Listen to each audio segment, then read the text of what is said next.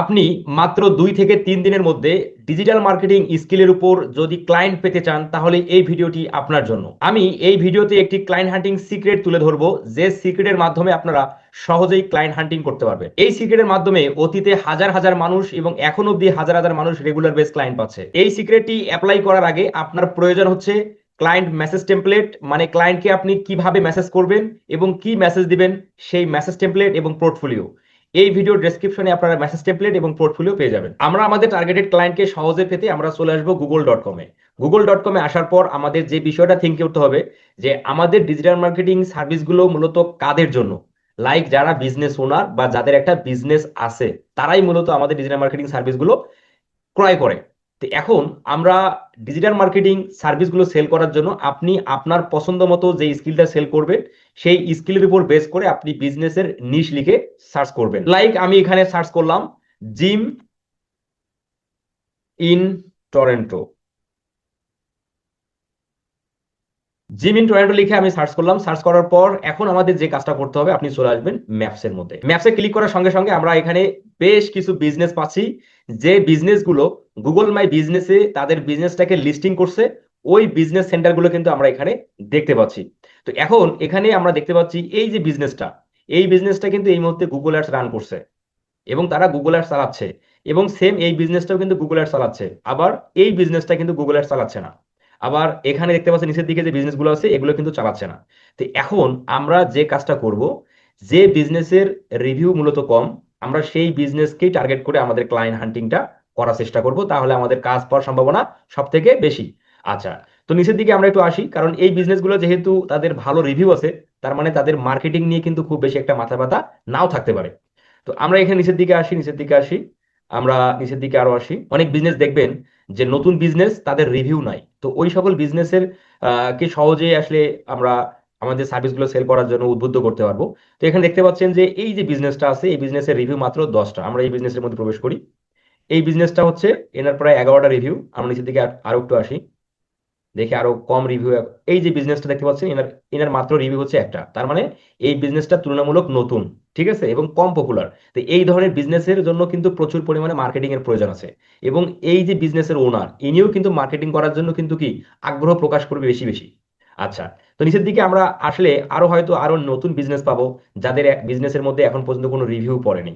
তো এই জন্য আপনারা যেটা করবেন, একটু সময় নেবেন, সময় নিয়ে এইভাবে একটু রিসার্চ করবেন, একটু সার্চ করে দেখবেন যে কোন বিজনেসের হচ্ছে রিভিউ নেই। দেখতে পাচ্ছেন এখানেও একটা বিজনেস, ওয়ান ওয়ান রিভিউ, একটা মাত্র রিভিউ। আমরা তিনটা তিনটা বিজনেস পেয়ে গেলাম। আমি এখানে আহ, সেই তিনটা এখানে দেখতে পাচ্ছেন আরেকটা ভালো একটা আমরা বিজনেস পাচ্ছি। এই যে বিজনেসটা দেখতে পাচ্ছেন এই বিজনেসের মধ্যে কিন্তু কোনো রিভিউ নাই, তার মানে এই বিজনেসটা আরো নতুন এবং কি এবং মার্কেটিং করার জন্য, বা এই বিজনেসটাকে যদি আমরা প্রপারলি টার্গেট করে আমাদের যদি সার্ভিস অফার গুলো করতে পারি বা সার্ভিস বেনিফিট তার সঙ্গে শেয়ার করতে পারি, তাহলে কিন্তু সে সার্ভিস কেনার জন্য উদ্বুদ্ধ হবে। তো আমরা এই বিজনেসটার মধ্যেও চলে যাই। আচ্ছা, তো এই বিজনেসের মধ্যে আসার পর দেখতে পাচ্ছেন যে এই বিজনেসের এখন পর্যন্ত তাদের যে গুগল মাই বিজনেসের যে কাভার ফটো দিতে হয় সেটাও কিন্তু তারা এখনো দেয় নাই, ঠিক আছে।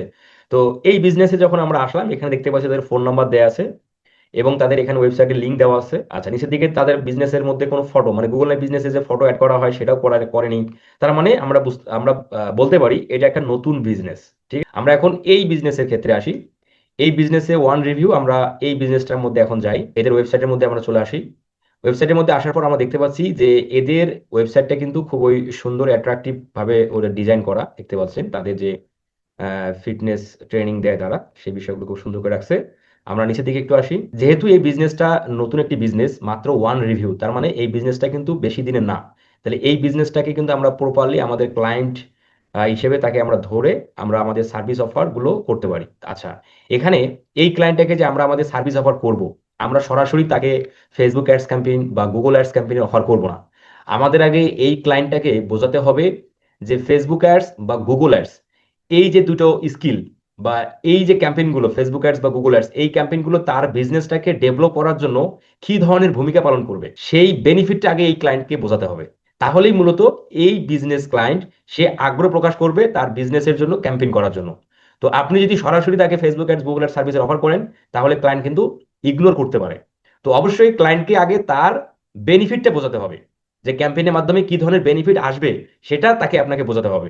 তো কিভাবে বোঝাবেন একটা ক্লায়েন্টকে তার বিজনেসের ভিজিবিলিটি বা বিজনেসটাকে গ্রোথ করার জন্য ফেসবুক অ্যাডস, গুগল অ্যাডস কি ধরনের ভূমিকা পালন করে, এইটার কিন্তু আপনি একটা মেসেজ বা একটা স্ট্র্যাটেজি প্ল্যান আপনি চ্যাট জিপিটির মাধ্যমে নিতে পারবেন বা আপনি নিবেন।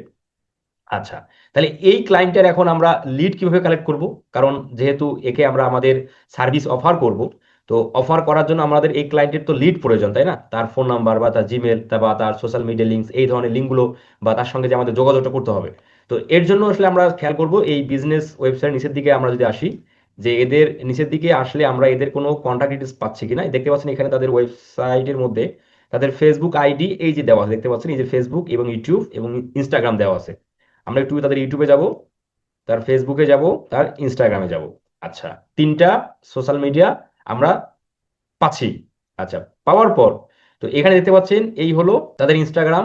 খুব বেশি পপুলার না, দেখতে পাচ্ছেন মাত্র 3,000 ফলোয়ার। ঠিক আছে। আচ্ছা, তাহলে আমি তো আপনাকে শুরুতেই বললাম যে নতুন বিজনেস। এরপর আমরা যদি ফেসবুক পেজের মধ্যে আসি, পেজের মধ্যে দেখতে পাচ্ছি আমরা যে তাদের মাত্র 98টা ফলোয়ার।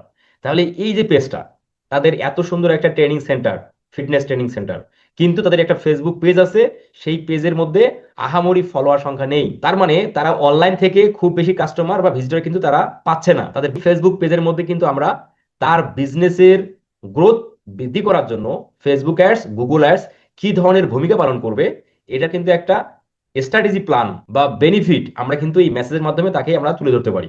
এছাড়াও তাদের যে ইনস্টাগ্রাম প্রোফাইলটা আছে, এই ইনস্টাগ্রামের মধ্যেও কিন্তু আমরা মেসেজিং এর মাধ্যমে ফেসবুক অ্যাডস, গুগল অ্যাডস এর বেনিফিট কি সেই বিষয়টা কিন্তু আমরা এই ইনস্টাগ্রামে মেসেজ করেও কিন্তু আমরা জানাতে পারি। এইভাবে এইভাবে যদি আপনি প্রতিদিন, বেশি না, 10টা করে বিজনেসকে টার্গেট করেন, 10টা 15টা 20টাকে বিজনেসকে টার্গেট করেন, Facebook ads, Google ads, SEO বা আদার সোশ্যাল মিডিয়া মার্কেটিং, এই ধরনের মার্কেটিং স্কিলগুলোর জন্য তাদেরকে যদি আপনি অফার করেন, তাহলে কিন্তু দেখবেন ক্লায়েন্ট পেতে কিন্তু 2 দিনও লাগবে না। এমনও ক্লায়েন্ট এমনও ক্লায়েন্ট আছে যারা এই যে ফেসবুক অ্যাডস, গুগল অ্যাডস বা এই সোশ্যাল মিডিয়া মার্কেটিং এর যে বেনিফিট, এগুলো যদি পরিপূর্ণভাবে ক্লায়েন্টকে বোঝাতে পারেন, ক্লায়েন্ট কিন্তু ইমপ্রেস হয়ে যাবে এবং আপনার সার্ভিসটা কিন্তু ক্লায়েন্ট নেওয়ার জন্য একদম আগ্রহ প্রকাশ করবে এবং আপনিও খুব সহজেই ক্লায়েন্টটা পেয়ে যাবেন। কারণ এখানে আমরা দেখতেই পাচ্ছি যে একই বিজনেস সেন্টার, একই বিজনেস, অন্যান্য বিজনেসরা গুগল অ্যাডস রান করতেছে, গুগল অ্যাডস রান করতেছে, বাট ইনি কর- ইনি ইনি ইনি করতেছে না, কারণ এনার বিজনেসটা নতুন। ইনি জানে না ফেসবুক অ্যাডস, গুগল অ্যাডস এর বেনিফিটটা কি, একটা বিজনেসকে ডেভেলপ করার জন্য কিভাবে ভূমিকা পালন করতে পারে। তো ইনি যেহেতু জানে না, তার মানে এনাকে আপনাকে আপনাকে বোঝাতে হবে।